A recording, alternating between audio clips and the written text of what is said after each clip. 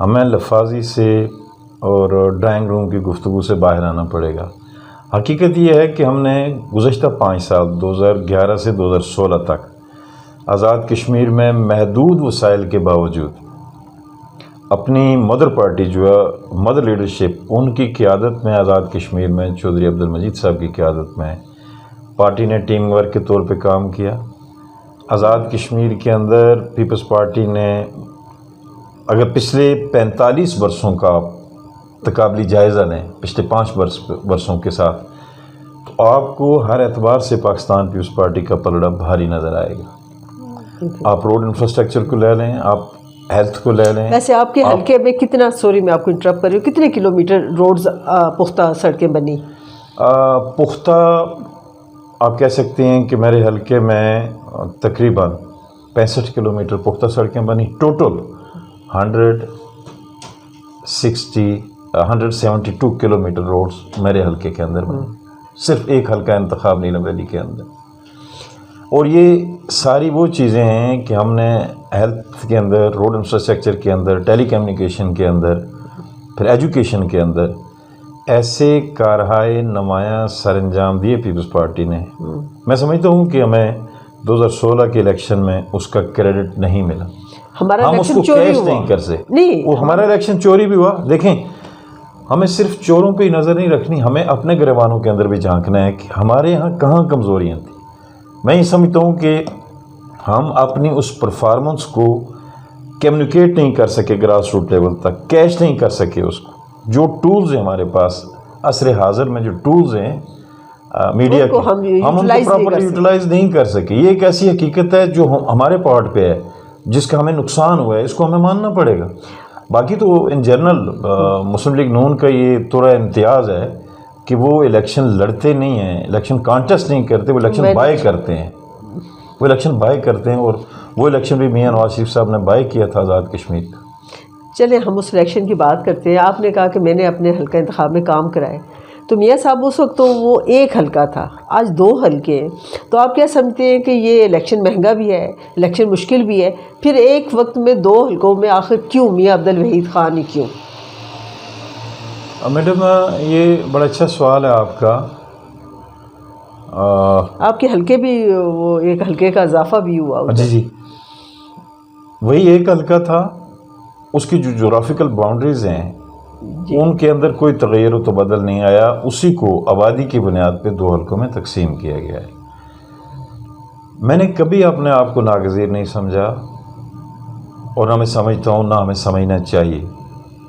Peoples party ہے، Peoples party کے لیے جو جتنا ورک کرے گا، جو جتنا کام کرے گا، کارکن نہیں، آپ کی میاں صاحب آپ کی خدمات ہیں۔ اگر ہم ماضی میں دیکھیں تو میاں غلام رسول سے جو سلسلہ چل رہا ہے وہ ابھی تک یہ قافلہ چل رہا ہے۔ میں وہی چیز میں اسی طرف لے کے آ رہا تھا آپ کو۔ آپ نے لفظ کیوں کا استعمال کیا تھا نا؟ جی بالکل۔ جب ایفس اینڈ بٹس آئے تو پھر بہت ساری چیزیں ان کو کلیریفائی کرنا چاہیے۔ الیکشن کانٹیسٹ کرنا ہر سیاسی کارکن کا حق ہے، بالکل ٹھیک ہے جی۔ لیکن آج کل تو کچھ لوگ ہیلی پے اور پیراشوٹ کے ذریعے الیکشن لڑنے کے لیے آنا چاہتے ہیں، تو یہ تو آپ کی ایک سیاسی سوچ ہے کہ ہر سیاسی کارکن کا جو ایک پولیٹیکل پارٹی کے ساتھ وابستہ ہے اس کا رائٹ ہے کہ اسے الیکشن میں آنا چاہیے، تو کچھ پیراشوٹر بھی تو گھوم رہے ہیں۔ نہیں، پیراشوٹرز کو گھومنے دیں، ہم سیاسی کارکن ہیں، ہم سیاسی عمل پہ یقین رکھتے ہیں، ہم ایوولوشن پروسیس پہ یقین رکھتے ہیں کہ بتدریج ہم نے سیاست کے اندر آنا ہے اور اپنا مقام حاصل کرنا ہے۔ جو پیراشوٹر ہوتے ہیں وہ جس رفتار سے آتے ہیں اس سے ڈبل رفتار کے ساتھ غروب بھی ہو جاتے ہیں، ان کا کوئی مستقبل نہیں ہوتا۔ میاں صاحب کچھ میاں غلام رسول صاحب کے بارے میں بتائیے کہ سیاست آپ کے گھر میں تھی، پاکستان پیپلز پارٹی کا وجود آپ کے گھر سے ہوا، تو وہ کچھ ہمارے ساتھ شیئر کریں تاکہ جو دیکھنے والے ہیں، جو جیالے ہیں، جو ہمارے نظریاتی کارکن ہیں، کہ آپ کی جو خاندان کی جدوجہد ہے پیپلز پارٹی کے لیے، اس بارے میں بتائیے۔ میڈم گزارش ہے کہ 1970 کے جو پہلے پارلیمانی انتخاب ہوئے، برادر محترم میاں غلام رسول مرحوم رحمۃ اللہ علیہ مسلم کانفرنس میں تھے، وہ مسلم کانفرنس نے ٹکٹ نہ دیا،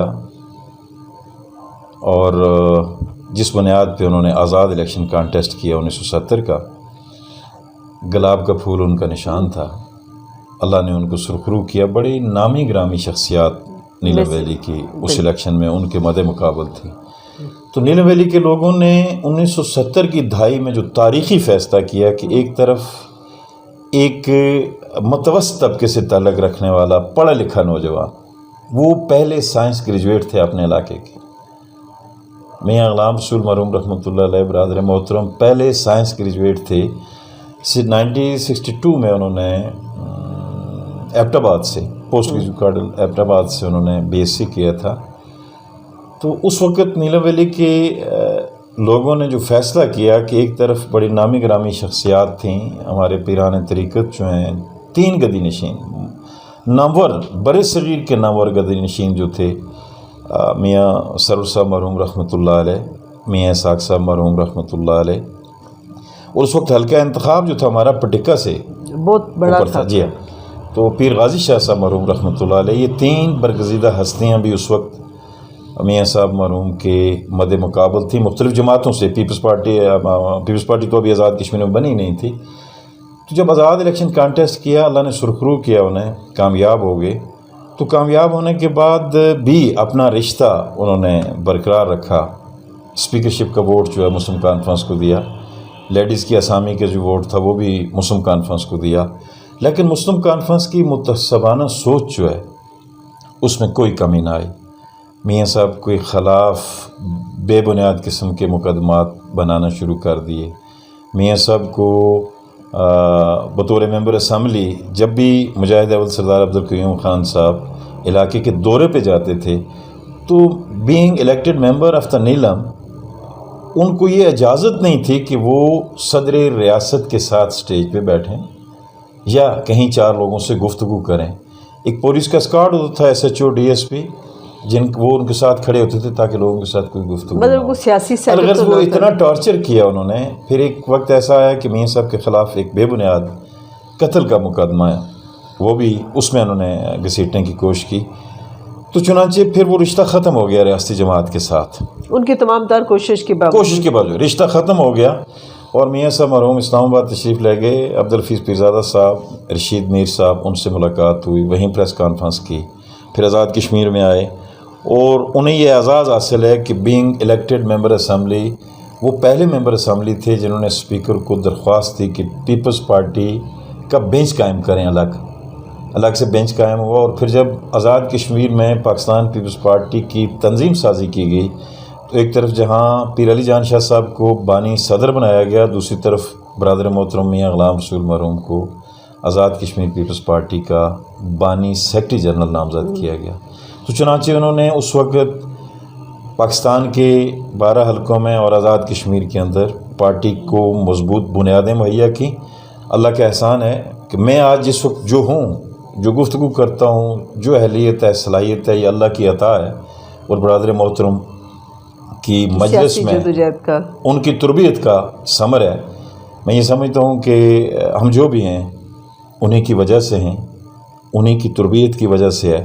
وہ ہمارے لیے ایک چلتی پھرتی یونیورسٹی تھے، ہم نے جو سیکھا انہی سے سیکھا ہے. اچھا میاں صاحب، آپ نے سیاست کی بات کی، لیکن جہاں تک میری معلومات کا تعلق ہے تو میاں عبدالوحید صاحب تو آرمی میں تھے، شاید آپ کو کیپٹن تھے یا لیفٹیننٹ تھے، آگے آپ کی ترقی کے بھی چانسز تھے، آپ کا قد بت بھی اچھا تھا، تو آپ کیوں چھوڑ کے میرا ایک جنون تھا فوج، اور آج بھی ہے. میں بڑا فرینکلی کہتا ہوں، مجھے جنون کی حد تک اس وقت بھی پاکستان آرمی سے عشق تھا، آج بھی ہے. میں نے کوشش کی، لیکن برادر محترم میاں غلام رسول مرحوم رحمۃ اللہ علیہ، ان کے ذہن کے اندر کہیں کسی کونے گوشے میں یہ خیال تھا کہ میں سیاست میں آؤں گا، جس کا مجھے ڈائریکٹ کبھی انہوں نے میرے ساتھ انٹریکشن نہیں کی تھی یا مجھے ایسی بات نہیں کی تھی. اوائل وقت میں چلا گیا اور پھر وہ ناراض ہی رہے. تو پھر 2-3 سال کے بعد ایز لیفٹیننٹ پھر مجھے چھوڑنا پڑا. میں واپس آیا، انہوں نے مجھے کہا کہ آپ LLB کرو. میں نے LLB کی اور پھر میں 28-30 سال میں سائے کی طرح برادر محترم کے ساتھ رہا. کبھی مجھے زندگی میں یہ خیال نہیں آیا کہ میں فاؤل پلے کروں. حالانکہ 87 میں جب انہیں ہارٹ اٹیک ہوا مظفر آباد سینٹرل جیل میں، تو 87 کی اس تحریک جو چلی آزاد کشمیر میں، بحالی جمہوریت کی تحریک، تو اس میں میاں غلام رسول صاحب گرفتار ہوئے بھائی کو تو ان کے ساتھ اور کون لوگ تھے؟ ان کے ساتھ ممتاز راٹھور صاحب مرحوم اللہ مغفرت فرمائے، صاحبزادہ اسحاق ظفر صاحب مرحوم رحمۃ اللہ علیہ، چودھری لطیف اکبر صاحب، یہ سارے لوگ یہاں سینٹرل جیل مظفر آباد میں تھے۔ جب انہیں ہارٹ اٹیک ہو گیا تو اس کے بعد میری ذمہ داریوں میں اضافہ ہو گیا، تو پھر وہ فزیکلی فیلڈ کے اندر اس انداز میں کام نہیں کر سکتے تھے، تو چنانچہ 90 کا الیکشن پوری کمپین میں نے خود کیا آن بیہاف آف مائی بردر، چونکہ وہ فزیکلی اس قابل نہیں تھے کہ نیلم ویلی جیسے رف اینڈ ٹف علاقہ کے اندر جا کے کمپین کریں۔ کمپین کے آزاد کشمیر کے اپنے تقاضے ہیں، تو چنانچہ اس طرح ایک ایکسیڈنٹلی مجھے سیاست کے اندر آنا پڑا۔ ایکسیڈنٹلی میرا میلان جو تھا، میری سوچ جو تھی، میری فکر جو تھی، وہ یہ تھی کہ میں سوچتا تھا، مجھے جب بھی کوئی لیفٹیننٹ نظر آتا تھا پاکستان آرمی کا، ایون جب میں 8ویں میں پڑھتا تھا 10ویں میں، تو میں دعا کرتا تھا کہ یا اللہ مجھے فوج میں لے جائے، یا اللہ مجھے افسر بنا، یا اللہ مجھے یہ تھا۔ یہ ایک جنون کی عادت تھی۔ شاید اس کی وجہ یہ بھی تھی میاں صاحب کہ جو آپ کا حلقہ انتخاب ہے وہ لائن آف کنٹرول پہ ہے، ابھی بھی آئے روز، اور اس وقت بھی تو بہت شدید گولہ باری ہوتی تھی، ہمارے لوگ شہید ہوتے تھے، بے گھر ہوتے تھے، ان کا کاروبار ختم ہوتا تھا، نہ ان کے پاس، لوگوں کے پاس وسائل تھے۔ پاک فوج اس وقت بھی تھی اور آج بھی جو لوگوں کو ریسکیو کرتی ہے، شاید یہ وجہ تھی اس کی۔ وہ یہ آپ نے فوج کا یہ کردار دیکھا؟ بڑے بھائی جو ہیں میجر غلام مرتضیٰ مرحوم اللہ ان کی مغفرت فرمائے، وہ بھی آرمی میں تھے، اور بس ایک جنون تھا، اس کو آپ کوئی بھی نام دے سکتے ہیں۔ تو پھر برادر محترم میاں غلام رسول کو جب ہارٹ اٹیک ہوا تو ان کے عارضۂ قلب میں مبتلا ہونے کے بعد مجھے پھر عملی طور پہ ان کے بیہاف پہ حلقے میں پولیٹیکل سرگرمیاں، جو سیاسی سرگرمیاں کرنے کا موقع ملا۔ تو اس طرح چلتے 90 کے الیکشن کی پوری کمپین میں نے کی، 91 کے الیکشن کی کمپین کی، 96 کے الیکشن کی کمپین کی، 2000 میں جب برادر محترم خالق حقیقی کو جا ملے تو اس کے بعد الیکشن ہونا تھے، بائی الیکشن ہونا تھے، تو اس وقت بیرسٹر سلطان محمود چودھری صاحب پرائم منسٹر تھے آزاد کشمیر کے، تو باوجود انہوں نے، وہ میاں صاحب مرحوم کے ساتھ خوش نہیں تھے، تو کچھ اور دیکھا جو تیر کھا کے کمیں گاہ کی طرف، اپنے ہی دوستوں سے ملاقات ہو گئی، تو کچھ اپنے دوست انہوں نے بیرسٹر صاحب کے ساتھ کانا پھوسی کی اور بائی الیکشن نہ کروائے کہ ہمدردی کا ووٹ مل کے کہیں یہ نوجوان جو ہیں سیاست کے اندر نہ آ جائیں، تو بائی الیکشن نہ کروایا پورا 1 سال۔ مجھے چیئرمین نیلم ویلی ڈیولپمنٹ بورڈ کا چارج دے دیا گیا۔ اس کے کوئی قانونی تقاضے بھی ہیں کہ کچھ اتنے ٹائم پیریڈ میں الیکشن ہونا چاہیے۔ بالکل ابھی 1 سال تھا، میاں صاحب کی وفات کے بعد پورا 1 سال پڑا ہوا تھا، الیکشن نہ کروائے۔ میں نے بار بار اس وقت دیدن پرائم منسٹر جو ہیں ان سے میں نے کہا بھی کہ آپ الیکشن کروائیں نہ کروائے، وہ ایک میلافائڈی انٹینشن تھی ان کی، بدنیتی پہ مبنی سارا کام تھا کہ کہیں ہمیں اس ہمدردی کی لہر میں ووٹ نہ ملے اور ہم اسمبلی تک نہ پہنچیں۔ خیر انسان سوچتا کچھ ہے، قدرت کے اپنے کرشمے ہیں، کچھ ہوتا ہے۔ تو اس طرح میں 2001 کے جنرل الیکشن میں پھر مجھے پارٹی کے ٹکٹ پہ میں نے الیکشن کانٹیسٹ کیا، 130 ووٹوں سے کے مارجن سے میں لوز کر گیا الیکشن۔ پھر 2006 کا الیکشن ہوا، دوبارہ پارٹی کی ٹکٹ پہ میں نے الیکشن کانٹیسٹ کیا، میرے اللہ نے مجھے سرخرو کیا، تھینکس ٹو آل مائٹی اللہ۔ اور یہ سارا کریڈٹ جو ہے میں کہتا ہوں کہ ہمارے پارٹی کے جو ورکر ہے، پارٹی کے جو کارکن ہیں، یہ سارا کریڈٹ میں ان کو دوں گا، وہی ہمارا ایسٹ ہیں۔ ہمارے پاس کوئی اثاثے نہیں ہیں، کوئی دولت و ثروت نہیں ہے، کوئی محل اور بنگلے نہیں ہیں۔ ہمارے پاس اگر کوئی ایسٹ ہے تو وہ صرف اور صرف ہمارا کارکن ہے، وہ جیدار کارکن ہے، وفادار کارکن ہے، غریب کارکن ہے، متوسط طبقے سے تعلق رکھنے والا کارکن ہے، وہی ہماری قوت ہے۔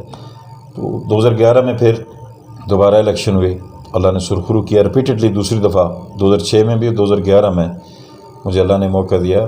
بیچ میں 2009 میں کوئی 9 مہینے میں فارسٹ منسٹر رہا، پھر 2011 سے 2016 تک ایجوکیشن منسٹر کا پورٹ فولیو میرے پاس رہا، میری قیادت نے مجھ پہ اعتماد کیا۔ تو 2016 کا الیکشن آیا تو ساری دنیا نے دیکھا 5 سال تک ہم نے جو پرفارم کیا، جو پرفارمنس ہم نے کی ایجوکیشن میں، ہیلتھ میں، روڈ انفراسٹرکچر میں، ٹیلی کمیونیکیشن میں، تو ہمیں اس کا نہ تو ہم اس کو گراس روٹ لیول تک کیش کروا سکے، نہ ہمیں پبلک کی طرف سے کوئی رسپانس ملا۔ تو چنانچہ وہ ایک لہر چلی تو سب کچھ بہا کے لے گئی۔ اب آپ نے ایک سوال کیا تھا کہ اب کی بار پیپلز پارٹی کی طرف اگر لوگوں کی توجہ ہے تو وہ کیوں؟ اس میں 2 چیزیں بتاؤں گا کہ ادی فریال تالپور صاحبہ کی ہدایت پہ، چیئرمین بلاول بھٹو صاحب کی ہدایت پہ، پارٹی پریزیڈنٹ چودھری لطیف اکبر صاحب نے جس طرح ٹیم ورک کے طور پہ آزاد کشمیر کے اندر پارٹی کو آرگنائز کیا، موبلائز کیا، چنانچہ گراس روٹ لیول تک اس وقت ہمارے سارے ایفیلیٹڈ ونگز بھی اور پیپلز پارٹی، ہمارے پاس ہر حلقہ انتخاب کے اندر 4 سے 5 ہزار عہدیداران کا ایک ایسا نیٹ ورک موجود ہے، اور اس بنیاد پہ ہم بجا طور پہ کہہ سکتے ہیں کہ ہم نے اپنی صفوں کو ترتیب دے دیا ہے، ہم فیلڈ کے اندر موجود ہیں، ہمیں اللہ کی مدد چاہیے، کارکنوں کا تعاون چاہیے، کارکن جس انداز میں محنت کر رہے ہیں، بالخصوص پیپلز پارٹی کے کارکن، پیپلز یوتھ آرگنائزیشن کے کارکن، پی ایس ایف کے کارکن اور ایفیلیٹڈ ونگز جو ہیں، ہمارا علماء و مشائخ ونگ آگے، آپ کا سوشل میڈیا کا ایک سلسلہ ہے، لیبر ونگ ہے ہمارا، یہ سارے ایفیلیٹڈ ونگز مل کے ایک فیملی کی طرح ایک جوائنٹ ہینڈ کر کے جو کاوشیں کر رہے ہیں، تو میں ان ساری کاوشوں کو دیکھتے ہوئے، دوستوں ساتھیوں کا جذبہ دیکھتے ہوئے، میں امید سے یہ کہتا ہوں کہ آنے والا وقت پیپلز پارٹی کا جو آپ کے حلقے میں تو 3 دن کا وہ ورکر کنونشن تھا، ہر ڈسٹرکٹ میں 1 دن کا ہوا ہے اور آپ کے حلقے میں 3 دن کا، اور وہ جو 3 دن تھے وہ ہر دن لوگوں کا، آپ کے عوام کا آپ کے ساتھ جو بے مثال محبت ہے اس کا ثبوت تھا کہ لوگ ایک جنون کی کیفیت میں تھے، اور پورا جیسے کوئی میلہ ہوتا ہے، پورے 3 دن آپ نے عید کی طرح وہ کارکنوں کا میلہ لگا رکھا، اور لوگوں کا جوش جذبہ۔ میاں صاحب، آپ کے دور میں آپ نے اپنی وزارت کی بات کی تو آپ نے وزیر تعلیم کی حیثیت سے ایک تعلیمی پیکیج کی بہت بات ہوئی، اور وہ تعلیمی پیکیج کے موجودہ حکومت نے آنے کے بعد اس کا جو حشر کیا، اور پھر آپ کو لطیف اکبر صاحب کی سربراہی میں آپ نے، مطلوب انقلابی صاحب نے، جاوید ایوب صاحب نے، بازل نے مل کر ایک جدوجہد کی، اور پھر آپ نے اس تعلیمی پیکیج کو بحال کروایا۔ اس تعلیمی پیکیج کے بارے میں یہ بتائیں کہ لوگوں کو کیا فائدہ ہوا، آپ کے نیلم کے لوگوں کو کیا فائدہ ہوا، کتنے اسکول اپ گریڈ ہوئے، ٹیچر ٹریننگ پروگرام ہوئے، اس بارے میں بھی لوگ جاننا چاہتے ہیں۔ اور میڈم ایک بات کہ میں تصحیح کرتا چلوں کہ وہ ایک مستعمل ہو گیا ایک لفظ ایجوکیشن پیکیج، انفیکٹ وہ کوئی پیکیج نہیں تھا۔ نیشنل ایجوکیشن پالیسی 2009 میں جو بنی، 2011 میں اس پہ کنسنسس ہوا 4 صوبوں کا اور ایریا گورنمنٹ کا۔ 2011 میں جب یوسف رضا گیلانی صاحب پاکستان کے وزیر اعظم تھے تو 4 صوبائی وزرائے اعلیٰ بھی آئے، اے جے کے پرائم منسٹر بھی آئے، جی بی کے لوگ بھی آئے، وہاں ایک متفقہ ڈاکومنٹ ہم نے سائن کیا کہ یہ ہماری نیشنل ایجوکیشن پالیسی ہے اور اس کے اندر ہم نے ملینیم گولز اپنے اچیو کرنے۔ چنانچہ وہ اس کی جو موٹی موٹی 2-3 باتیں میں آپ کو کہتا ہوں، بڑے لینتھی سبجیکٹ ہے، اس پہ ہمیں کم از کم 1.5-2 گھنٹے کی ڈیلیبریشنز کی ضرورت ہے۔ تو نیشنل ایجوکیشن پالیسی کی جو جزیات میں بتا دوں آپ کو کہ اس میں کوالٹی ایجوکیشن کو انشور کرنا تھا، ایکسیس ٹو ایجوکیشن کو انشور کرنا تھا، اور جینڈر ڈسکرمنیشن۔ چنانچہ ہر 3 انگریڈینٹس کو کیٹر کرنے کے لیے ہم نے ایکسیس ٹو ایجوکیشن کے حوالے سے ہم نے تعلیمی ادارے، نئے ادارے قائم کیے کہ پرائمری سے مڈل، مڈل سے ہائی، ہائی سے higher secondary, inter college, degree colleges, universities.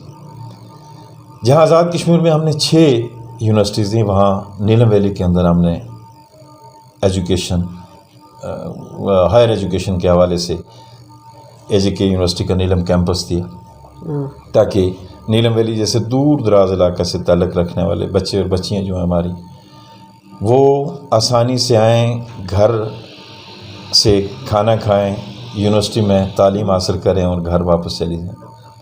چونکہ ہمارے علاقے میں بے شمار بے پناہ ٹیلنٹ ہے، بہت سارے لوگ ایسے ہیں، تو نیلم ہے نا، بہت سارے لوگ ایسے ہیں جو اخراجات برداشت نہیں کر سکتے، مظفر آباد، راولپنڈی۔ اللہ کا احسان ہے، اس وقت سینکڑوں کی تعداد میں بچے اور بچیاں جب نیلم کیمپس سے فارغ ہوئی ہیں، تو جب بھی میں دیکھتا ہوں، سنتا ہوں، تو مجھے بہت ایک ذہنی قلبی اطمینان ہوتا ہے۔ پھر ہم نے 600 ادارے دیے پورے آزاد کشمیر کے اندر کہ بچے اور بچیاں جو ہے، ہمارا ڈراپ آؤٹ ریشو جو ہے وہ زیادہ ہے، تو اس ڈراپ آؤٹ ریشو کو کم کرنے کے لیے ہم نے middle schools, high schools, higher secondary school بچے اور بچیوں کے برابری کی بنیاد پہ مہیا کی۔ 61 ادارہ ہم نے نیلم ویلی کے اندر دیا۔ 600 ادارہ پورے اے جے کے لیے تھا، 600 میں سے 300 ادارہ ہمارا اپرووڈ ہوا، فیڈرل گورنمنٹ نے ہمیں فنڈز دینے سے انکار کر دیا، چنانچہ ہم نے 300 ادارے آزاد کشمیر کے لیے رکھے. فنڈز ہم نے ان کے لیے خود جنریٹ کیے سیلف فائنانس کے ذریعے. اس طرح میں نے 61 ادارہ نیلم ویلی کے اندر دیا. 61 ادارے میں سے ہمارے 45 جو ہیں فائنانشیل اپروول کے بعد آئے، اور جو 16 ہمارے ڈراپ ہو گئے تھے ادارے، اسپیشل میٹنگ کر کے پرائم منسٹر وقت چودھری عبدالمجید صاحب نے، I am thankful to him, کہ انہوں نے ان 16 اداروں کے لیے بھی ہمیں منظوری دی. لیپا، نیلم اور حویلی کو فائنانشیل جو قدغنیں تھی محکمہ مالیات کی جانب سے، جو سرخ فیتے کی نظر ہوئے تھے ادارے، انہوں نے اس قدغن کو ختم کیا کہ نیلم ویلی، لیپا ویلی اور حویلی یہ 3 ایسے علاقے ہیں جو سرحدی علاقے ہیں، یہاں کسی طرح کی کوئی قید نہیں ہے، اور جو ادارے ڈیمانڈ کے مطابق مہیا کیے گئے ہیں وہ دیے جائیں. چنانچہ کیبنٹ کا فیصلہ آج بھی موجود ہے کہ وہ 16 ادارے ملا کے نیلم ویلی کے اندر 61 ادارہ تھا. چنانچہ ہم نے مرحلہ اول کے 45 ادارے دیے. 2 سال تک ہم اپنی گورنمنٹ میں بھی، اس اپوزیشن نے، آج کی جو گورنمنٹ ہے اس وقت کی اپوزیشن نے ہمیں ہائی کورٹ سپریم کورٹ میں الجھا کے رکھا. چنانچہ نومبر 2015 میں ہمارے حق میں سپریم کورٹ سے فیصلہ ہوا، گورنمنٹ کے حق میں، کہ گورنمنٹ از ایتھورائزڈ کہ وہ لوگوں کے مفاد میں تعلیمی ادارے دے، انسٹیٹیوشنز دے، جہاں نہ صرف بچے اور بچیوں کے لیے بہتر تعلیم کے مواقع پیدا ہوں گے، بلکہ پڑھے لکھے بچے اور بچیاں جو ہیں وہ بطور ٹیچر شامل ہو کے ان کے لیے روزگار کے ایک باوقار ذریعہ بھی پیدا ہوگا. تو چنانچہ 2 سال وہ ہم نے مقدمہ بھگتا، اور پھر جب نومبر 2015 میں ہم نے اس پہ امپلیمنٹ کیا تو آگے الیکشن آ گئے 2016 کے الیکشن کے بعد موجودہ حکومت نے سب سے پہلا جو کام کیا، انہوں نے اس کو پیکج کا نام دے کے منسوخ کر دیا. چنانچہ دوبارہ میں شکریہ ادا کرتا ہوں چودھری لطیف اکبر صاحب کو جو ہمارے پارٹی پریزیڈنٹ ہیں. میں ان کے پاس پہنچا، اللہ کروٹ جنت عطا فرمائے برادر محترم محمد مطلوب انقلابی صاحب کو، چونکہ میری اور ان کی مطلوب انقلابی صاحب کی مشترکہ محنت تھی اس ایجوکیشن پالیسی کو آزاد کشمیر میں نافذ کرنے کے حوالے سے. NTS بھی آپ لوگوں نے، ہاں.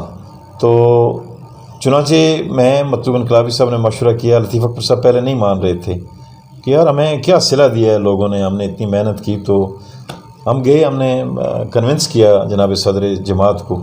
تو پھر ہم تینوں ہائی کورٹ گئے، پہلے ہائی کورٹ پھر سپریم کورٹ سے جا کے اللہ نے ہمیں سرخرو کیا. ہمارا پیکج جو تھا وہ بحال ہوا، چونکہ اس کی ملکیت اونرشپ ہمارے پاس تھی، اس لیے ہم نے یہ کہا.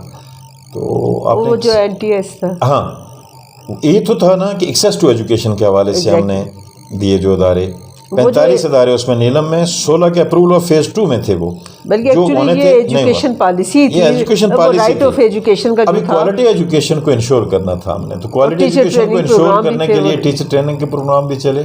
کوالٹی ایجوکیشن کو انشور کرنے کے لیے میٹرک PTC اور فرینڈلی وہ تعلیمی اداروں کا بھی تھا اس میں. نہیں، میٹرک PTC اور FACT کا جو سلسلہ تھا اس کو ہم نے ختم کیا.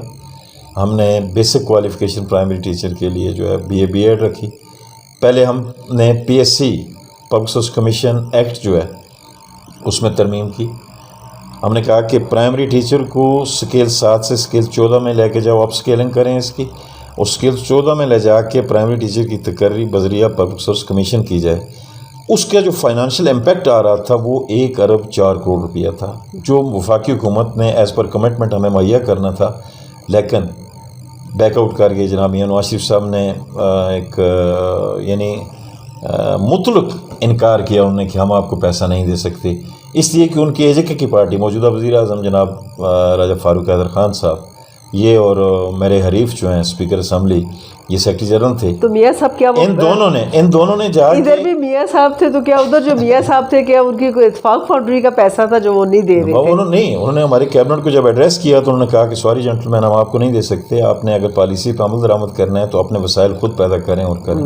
انکار کیا. اس سے پہلے 2014 میں 27 مارچ 2014 ایک انٹرنیشنل ایجوکیشن سمٹ ہوا اسلام آباد میں، جس کو کنوین کیا تھا گورڈن براؤن جو ہیں ایکس پرائم منسٹر برطانیہ، بالکل، جو اسپیشل انوائے تھے UN سیکرٹری جنرل کے آن گلوبل ایجوکیشن، وہ اس کے کنوینئر تھے. میاں نواز شریف صاحب اس میں موجود تھے، سارے لوگ موجود تھے. میں بطور منسٹر ایجوکیشن AJK کو ریپرزینٹ کر رہا تھا.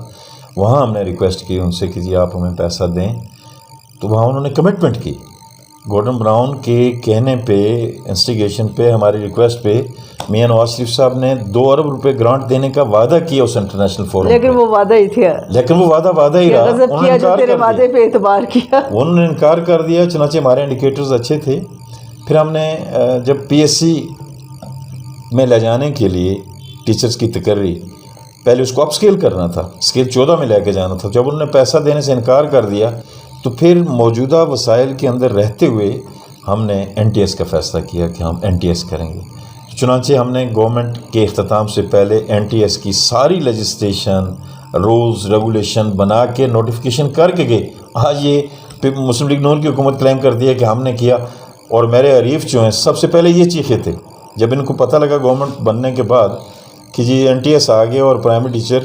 ہمارا مشن ایک ہی تھا میڈم، ہماری نیت یہ تھی کہ ایجوکیشن کے اندر اگر ہم چاہتے ہیں کہ عصر حاضر کے تقاضوں سے ہمارے بچے اس کمپٹیٹیو ایج کے اندر مقابلے کی دنیا میں سامنے آئیں، تو اس کے لیے ہمیں فری اینڈ فیئر کمپٹیشن کے ذریعے ٹیچرز کا انتخاب کرنا تھا. ایک فرسودہ نظام تھا.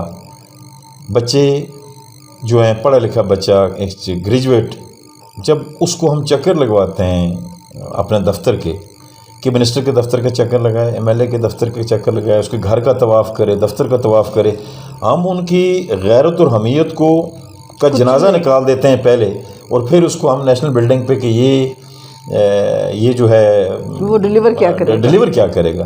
چنانچہ بہت ساری ایک سوچ تھی جس کے پیچھے ہم نے یہ ریکویسٹ کی. اور یہ پیپلز پارٹی کی گورنمنٹ کو یہ اعزاز حاصل ہے. بے شک ہمارے ناقدین ہم پہ جتنی مرضی ہے تنقید کریں، دیٹس دیئر رائٹ، لیکن جو حقیقت ہے وہ یہ ہے کہ پیپلز پارٹی کی 2011 سے 16 کی گورنمنٹ کو یہ اعزاز حاصل ہے کہ انہوں نے پبلک سروس کمیشن ایکٹ کے اندر ترمیم کی، جو آج بھی موجود ہے. 2 جو اضافی ممبر ہیں، 7 کے بعد 9 ممبر ہیں، وہ محض اس بنیاد پہ ہم نے ریکروٹ کیے تھے. ان کا اضافہ کیا تھا کہ انہوں نے پرائمری، جونیئر، سینئر ٹیچرز کی تقرریاں کرنی. اور پھر جب پیسہ نہ ملا، جس کا ایشو آج بھی چل رہا ہے، تو این ٹی ایس کر کے ہم گئے تاکہ ایسے لوگ بھی سامنے آئیں جن کی کوئی سفارش نہیں ہے. میں مانتا ہوں اس بات کو کہ مجھ سے 2-3 غلطیاں ایسی ہوئی. میں آج بھی میں نے ان نوجوانوں سے بھی میں نے معذرت کی کہ ایک طرف پی ایچ ڈی لڑکے ہیں، ایک طرف سیمپل بھی ہے. تو مجھے اس ووٹ کی لسٹ آف ووٹ جو ہے نا، اس سے مجبور ہو کے مجھے پی ایچ ڈی کو چھوڑنا پڑا، اور مجھے گریجویٹ جو ہے اس کو مجھے ٹیچر بھرتی کرنا پڑا. میں انسان نہیں ہوں، میرا ضمیر نہیں ہے. یہ وہ چیزیں تھیں کہ جس بنیاد پہ ہم نے پبلک سروس کمیشن ایکٹ بنایا کہ ایک سسٹم ایسا وضع کریں، ایک نظام ایسا دے کے جائیں ہم کہ جہاں چہرے دیکھے بغیر، نسلی تصابات دیکھے بغیر، پولیٹیکل ایفیلیشن دیکھے بغیر لوگ میرٹ کی بنیاد پہ سامنے آئیں. ہم نے کاوش کی ہے، میرا اللہ جانتا ہے، گو کہ ابھی تک ہم اس انداز میں نہیں، لیکن این ٹی ایس کے جو نتائج سامنے آ رہے ہیں، جب نتائج سامنے آتے ہیں تو بڑا قلبی اطمینان ہوتا ہے کہ یا اللہ ہم سے کوئی اچھا تو کام ہو. ہم نے کب کلیم کیا کہ ہم فرشتے ہیں؟ ہم فرشتے نہیں ہیں، ہم انسان ہیں. الخطاء من البشر، قدم قدم پہ ہم سے بھی غلطی ہوئی، لیکن جہاں سے بھی گزرے تھے کچھ خار تو کم کیا ہم نے، سارا کچھ نہیں کر سکے. اچھا میاں صاحب، آپ نے کہا کہ مجھے یہ ہے کہ میں فیل کرتا ہوں کہ ہم نے پی ایچ ڈی لڑکوں کو چھوڑ کے جو گریجویٹ لڑکوں کو ملازمت دی. تو کیا یہ جتنی بھی ہمارے تعلیمی اداروں سے ڈگریاں مل رہی ہیں، کیا وہ خالی ملازمت کے لیے مل رہی ہیں؟ کیا وہ اپنے کوئی کاروبار نہیں کر سکتے؟ وہ ٹورزم کی طرف نہیں جا سکتے؟ وہ اپنے طور پر اپنے روزگار کے لیے ہمارے جو فنی تعلیم، کیا ہماری فنی تعلیم کا آغاز نہیں ہونا چاہیے کہ لوگ، کیا ڈرائیور بننا بری بات ہے؟ یہاں سے پی ایچ ڈی لڑکے جائیں گے وہ کارپینٹر ہیں، یہاں سے بی بی اے کر کے جائیں گے وہ وان ڈرائیونگ کر رہے ہیں، کوئی ویلڈر ہے. تو وائی ناٹ ہم اپنی اسٹیٹ میں کوئی ایسی پالیسی لائیں کہ جہاں وقار. بہت ہی خوبصورت سوال آپ نے پوچھا. اس پہ ہماری اس وقت بھی بڑی ڈیلیبریشن بطور اور ہماری پیپلز پارٹی کے مینیفیسٹو میں ٹیکنیکل ایجوکیشن. جس وقت تک دیکھیں نا، ہم کنونشنل چیزیں جو ہیں صرف کہ ہم گریجویٹ پیدا کریں، پوسٹ گریجویٹ پیدا کریں اور بے روزگاروں کی ایک کھیپ تیار کریں، نو. اور پھر وہ مایوسی کی طرف گریجویٹ ہونا یا پوسٹ گریجویٹ ہونا ہرگز یہ مطلب نہیں ہے کہ آپ روزگار کے لیے سارا کچھ کرتے ہیں. علم آپ کو شعور دیتا ہے، علم آپ کو آگاہی دیتا ہے، علم آپ کو خدا شناسی دیتا ہے، علم آپ کو اپنی ذات کی پہچان اور شناخت دیتا ہے. جہاں تک رزق کا معاملہ ہے تو رزق آپ گورنمنٹ جاب کر کے بھی کر سکتے ہیں, آپ پرائیویٹ سیکٹر میں بھی جا کے کر سکتے ہیں, لیکن ریاست کی یہ ذمہ داری ہے کہ ریاست ایک ایسا ماحول مہیا کرے, ریاست میلان طبع دیکھے, ریاست ٹرینڈ دیکھے کہ آپ کے ہم جرمنی گئے بطور مسٹر ایجوکیشن اسٹڈی ٹور پہ, وہاں سے ہم نے ایک اسکیچ لیا اور اس کی طرف ہم جا رہے تھے کہ ٹیکنیکل ایجوکیشن جو ہے اس کی طرف زیادہ توجہ دینے کی ضرورت اور ہمارے پارٹی مینیفیسٹو میں لکھا ہوا ایگزیکٹلی وہ تو ہمارے پارٹی مینیفیسٹو کے اندر بھی ہے, اور ہماری بھی یہ خواہش تھی کہ جس وقت تک ہم اپنے نوجوانوں کو ٹرینڈ ان کی ذہنی کیفیت کو دیکھ کے, جو ڈاکٹر بننا چاہتا ہے تو ہم اس کو انجینئر نہ بنائیں, جو مکینک بننا چاہتا ہے ہم اس کو ڈاکٹر بنانے کی کوشش نہ کریں. چنانچہ کیریئر کاؤنسلنگ بنیادی طور پہ ہو جانی چاہیے, اور جس طرف اس بچے کا میلان ہے اس طرح کا ایک ایٹماسفیئر, اس طرح کی سہولیات, اس طرح کے انسٹیٹیوشنز مہیا کرنا ریاست کی ذمہ داری ہے. چنانچہ اس کی طرف ہم نے پیش قدمی کی, لیکن انفارچونیٹلی ڈسکنٹینیو ہو گیا سلسلہ. جو پاکستان میں جو قانون سازی ہوئی تھی اس کے بعد وہ فنڈز بھی ہوا. اب میاں عبدالوہی صاحب جو بات کر رہے ہیں کہ یہ ریاست کی ذمہ داری ہے کہ وہ دے, یہ یوتھ پالیسی ہے, اسٹیٹ یوتھ پالیسی ہے کہ جس میں یہ ریاست کی ذمہ داری ہے کہ وہ 4 سال سے لے کے 14 سال تک کے بچوں کی تعلیم کا برابری کی سطح پر انتظام کرے. یہ ریاست کی ذمہ داری ہے کہ بغیر کسی فرق کے, بغیر کسی نسلی فرق کے اور جینڈر کے فرق کے تمام شہریوں کو صحت کی بنیادی سہولتیں مہیا کرے. یہ ریاست کی ذمہ داری ہے کہ وہ تمام لوگوں کے لیے روزگار کی اپرچونٹیز پیدا کرے. تو یہ بھی ہمارے دور میں جو اسٹیٹ یوتھ پالیسی ہم نے مکمل کر کے وہ ٹیبل کی ہوئی تھی, لیکن اس کے بعد جو پاکستان میں ترمیم ہوئی اور اس ترمیم کے بعد کافی ساری جو لائبلٹیز تھی وہ اے جے کے گورنمنٹ کی ذمہ داری ہوگی, لیکن اس کے مطابق ہمیں فنڈز نہیں ملے. انشاءاللہ پاکستان پیپلز پارٹی جب اقتدار میں آئے گی تو ہم اسٹیٹ یوتھ پالیسی کو, رائٹ آف ایجوکیشن کو اور ارلی ایج میرج کی بل کو کریں گے. آپ ایجوکیشن کی بات کر رہے تھے میاں صاحب, تو مجھے وہ یاد آ گیا کہ آپ نے بھی بات کی محمد مطلوب انقلابی کی. میں ان کو کبھی, آپ کو بھی یاد ہے اس دن آپ کو وہ تکلیف شروع ہو گئی تھی, دل کی تکلیف تھی جب ہم ادھر بیٹھے, آپ نے کہا یہ گھبراہٹ شروع ہو گئی ہے. تو اسمبلی میں آپ دونوں ایک دوسرے کے لیے لازم ملزوم تھے. میں نے تو نام دیا کہ میرے اسمبلی کے 2 شرارتی بچے, تو آپ دونوں آخر ایک دوسرے کے کان میں کیا باتیں کرتے تھے, آپ مسکراتے تھے, ہنستے تھے, کچھ وہ شیئر کریں گے. محمد مطلوب انقلابی تو صرف ایک قبیلے کا نہیں تھا, ایک حلقے کا نہیں تھا, وہ جو لاس ہوا ہے. مطلوب انقلابی مرحوم اللہ اس کی قبر پہ اپنی کروڑوں رحمتیں نازل فرمائے, آمین. وہ ریاست کا ایسٹ تھی, پوری ریاست کا اثاثہ تھے. وہ ہر قبیلہ ان کو اپنا سمجھتا تھا, عزت احترام, ہر جماعت ان کو اپنا سمجھتی تھی. بطور انسان انہوں نے جتنا عرصہ بھی سرو کیا بطور انسان کیا. چنانچہ بہت ساری قدریں مشترک تھیں, اور ہمارا پورٹ فولیو بھی, ان کے پاس ہائر ایجوکیشن تھا, میرے پاس ایلیمنٹری اینڈ سیکنڈری تھا. تو میں ہمیشہ, مجھے یاد پڑتا ہے کہ جب وہ پہلے بار چیئرمین بنے تو مظفر آباد سے میں چیئرمین کے لیے امیدوار تھا. تو راولہ کوٹ کنونشن ہوا, یہ پی ایس ایف کی اور ایگزیکٹلی میاں عبدالوہی صاحب بھی جاوید ایوب صاحب کی طرح, سردار عابد کی طرح, گل نواز کی طرح اور صاحبزادہ ذوالفقار کی طرح, یہ ایک ہمارے مطلوب انقلابی صاحب کی طرح ایک نظریاتی ہمارے اس سے تھے. جی پلیز آپ میں جامعہ کراچی میں لا کا اسٹوڈنٹ تھا, جاوید ایوب صاحب, میں آیا واپس, جاوید ایوب صاحب نے کہا کہ راولہ کوٹ کنونشن ہو رہا ہے تو چلنا ہے وہاں. تو نے کہا کہ آپ چیئرمین شپ کے امیدوار ہیں مظفر آباد سے. تو وہاں ہماری ملاقات مطلوب انقلابی صاحب کے ساتھ ہوئی. تو مطلوب انقلابی صاحب کے ساتھ ملاقات کے فوراً بعد جاوید ایوب صاحب نے مجھے کہا کہ بہتر ہوگا کہ ہم مطلوب انقلابی صاحب کو سپورٹ کریں. تو چنانچہ میں نے سرنڈر کیا. That was my first surrender in favour of my beloved Muhammad Matloob Inqilabi. ہم نے سرنڈر کیا کہ مطلوب انقلابی صاحب, میں محسوس کرتا تھا کہ وہ مجھ سے بدرجہ بہتر پرفارم کر سکتا ہے. تو یہ غالباً 86 کی بات ہے, 86 یا 87 کی بات ہے. تو پھر وہاں سے ایک تعلق ان کے ساتھ چلا, چلتے وہ ممبر کشمیر کونسل رہے, پھر میں ممبر اسمبلی بن گیا, وہ ممبر کشمیر کونسل تھے, ان کے ساتھ ایک تعلق کا رشتہ نبھاتے رہے. پھر 2011 کی اسمبلی میں ہم سارے اکٹھے ہو گئے اسمبلی کے اندر. تو بڑا لطف آتا تھا ایک ٹیم کے طور پہ کام کرتے ہوئے, اپنے پرائم منسٹر کے ساتھ, پرائم منسٹر کی ڈائریکشن کو فالو کرتے ہوئے. تو پھر آپ دونوں ڈائریکشن کو فالو کرتے تھے یا ڈائریکشن دے رہے ہوتے تھے چٹے لکھ کے اسمبلی میں؟ میں ضرور چاہتی ہوں میاں افضل وحی صاحب آپ وہ ذکر ضرور کریں، آخر آپ لوگ باتیں کیا کرتے تھے اور یہ خاموش نہیں ہوتے تھے؟ اور اپوزیشن والے مجھے وہ پوائنٹ آؤٹ کرتے تھے جی کہ آپ کے جو وزراء کرام ہیں وہ ہنس رہے ہیں، باتیں کر رہے ہیں، تو پھر ان کو دونوں کو میں نے کہا جی کہ یہ اس اسمبلی کے شرارتی بچے ہیں اور ابھی تک اسمبلی کے ریکارڈ پہ ہے اور وہ حذف نہیں ہوا، آخر آپ لوگ باتیں کیا کرتے تھے؟ آج مجھے موقع ملا حساب کتاب برابر کرنے کا، وہ ضرور دکھ ہوتا تھا اس وقت۔ اپوزیشن جو ہے بڑا یعنی تیاری کر کے آتی تھی، اور انفارچونیٹ یہ ہے کہ ٹریری بینچز سے گورنمنٹ کی طرف سے اس انداز میں اپوزیشن کے سوالات کے جوابات نہیں دیے جاتے تھے۔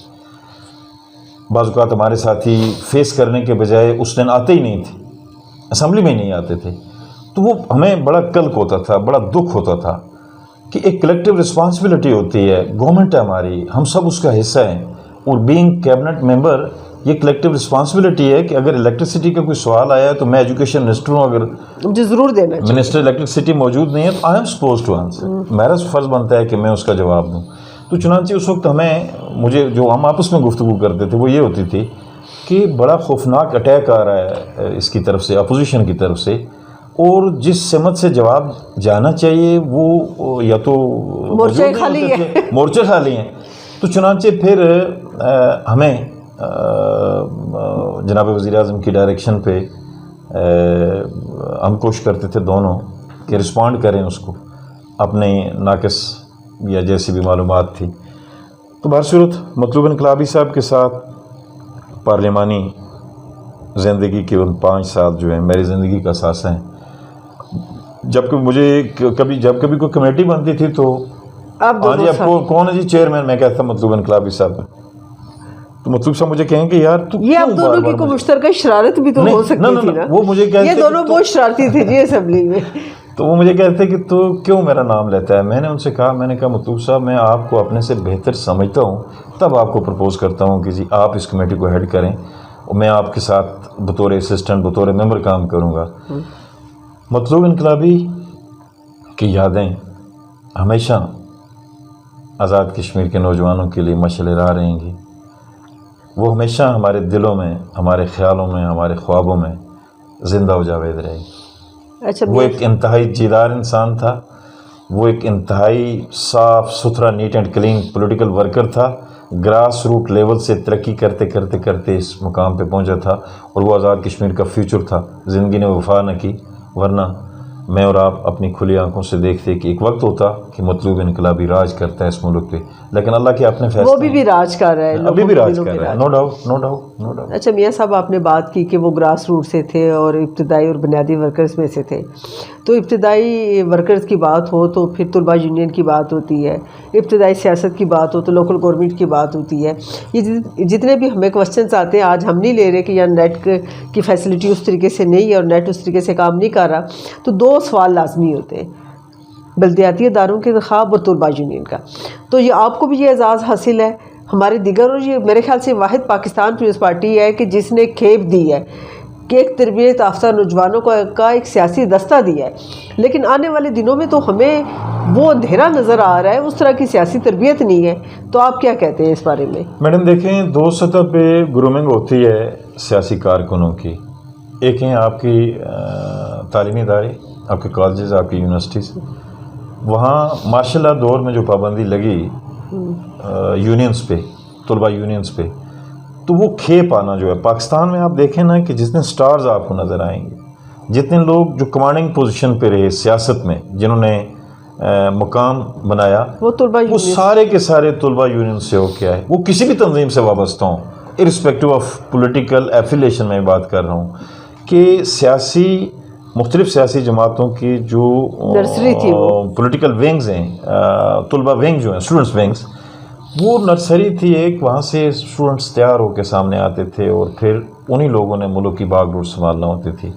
انفارچونیٹلی طلباء یونین پہ پابندی کی وجہ سے ہماری وہ کھیپ ختم ہو گئی، نمبر 1۔ نمبر 2 دوسرا تھا کہ آپ نے بنیادی جمہوریتوں کا جو نظام ہے، آپ کے بلدیاتی ادارے جو ہیں، اصل میں لیجسلیٹو ممبر ہونا، to be a member legislative assembly, ہمارا ہرگز یہ کام نہیں ہے، مینڈیٹ نہیں ہے کہ ہم ٹوٹی نلکا باولی اس کی ہم سیاست کریں. ہمارا کام ہے کہ in the best interest of public کے لارجر انٹرسٹ کے اندر لیجسلیشن کرنی ہے، ہم نے قانون سازی کرنی ہے. لیکن المیہ یہ ہے کہ بلدیاتی ادارے نہ ہونے کی وجہ سے، اور میں اس میں اپنے آپ کو بھی، اپنی گورنمنٹ کو بھی، مجھے کچھ سچ کہنے دینا، اس میں ہم اپنے آپ کو بھی قصوروار سمجھتے ہیں. گو کہ ہمیں فنڈز کی دقت رہی، فیڈرل گورنمنٹ نے کمٹمنٹ کے باوجود ہمیں فنڈز نہ دیے جو ریکوائرڈ تھے ہمیں بلدیاتی انتخابات کرنے کے لیے. اور پھر وہ ووٹر لسٹیں نہیں بن سکی. من حیث القوم ہم اپنی پوری قوم کے ساتھ زیادتی کر رہے ہیں کہ جس پنیری سے لوکل باڈیز سے لوگوں نے آنا تھا، ڈسٹرکٹ کونسل سے اوپر آنا تھا. یہی ہے ایک پولیٹیکل پروسیس ہے، گراس روٹس لیول سے لوگ اٹھ کے آتے ہیں.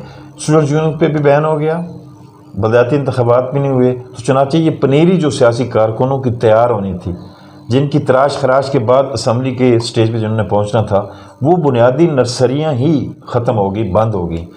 اس بنیاد پہ ایک آپ کہہ سکتی ہیں کہ آنے والے وقت میں آپ کو قحط الرجالی کا ایک سامنا کرنا پڑے گا. اور میں آپ کو مثال دے کے کہتا ہوں، ابھی پاکستان کے اندر جو فیلئر ہے عمران رجیم کا، اس فیلئر میں سب سے بڑی وجہ یہ ہے کہ یوتھ تو ہے ان کے ساتھ، لیکن ایکسپیرینسڈ سیاسی تربیت سے آ رہی. ان کے پاس ایک ہی ہتھیار ہے اور وہ گالی کا ہے. دلیل نام کی چیز ان کے پاس ہے نہیں ہے. گالی سے شروع کرتے ہیں، گالی پہ ختم کرتے ہیں.